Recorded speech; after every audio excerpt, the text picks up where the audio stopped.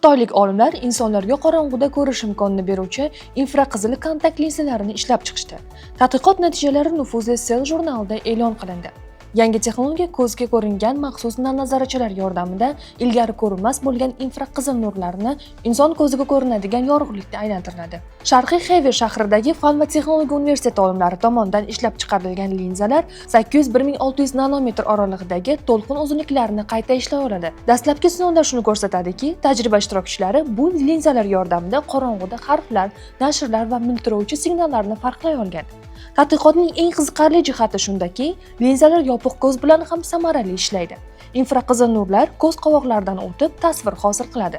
Hozircha bu texnologiya an'anaviy tungi ko'rish ko'zoynaklardek kuchli bo'lmasa-da, mutaxassislarning fikricha bu tibbiyot va xavfsizlik sohalarida yangi imkoniyatlar ochishi mumkin.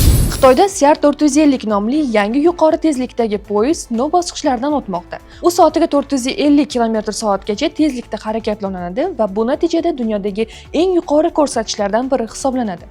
Hozirda poyezd 600 ming kilometr masofada uzluksiz harakat sinovidan o'tkazilmoqda. Mutaxassislarning ta'kidlashicha, rekord tezlik aerodinamik va konstruktiv takomillashtirish hisobiga erishilgan. Poyezdning old qismi 15 metrgacha uzaytirilgan, havo qarshiligi esa 22% ga qisqartirilgan. Shu bilan birga og'irlik 50 tonnagacha kamaytirib, tezlashtirish 4 daqiqa 40 soniyagacha qisqartirilgan. Bu avvalgi modellardan deyarli 1 daqiqa tezroq hisoblanadi. Siar 450 Xitoyning transport infratuzilmasini yanada rivojlantirish, yo'lovchi tashish samaradorligini oshirish hamda mamlakatning yuqori tezlikdagi temir yo'l tarmog'ida yangi bosqichni boshlab berishi kutilmoqda. Asaka, Toyama, Hiroshima va Kagashima universitet olimlari stress bilan bog'liq buzilishlar, jumladan depressiyani davolashda yangi imkoniyatlarni ochib beruvchi tadqiqot o'tkazdi.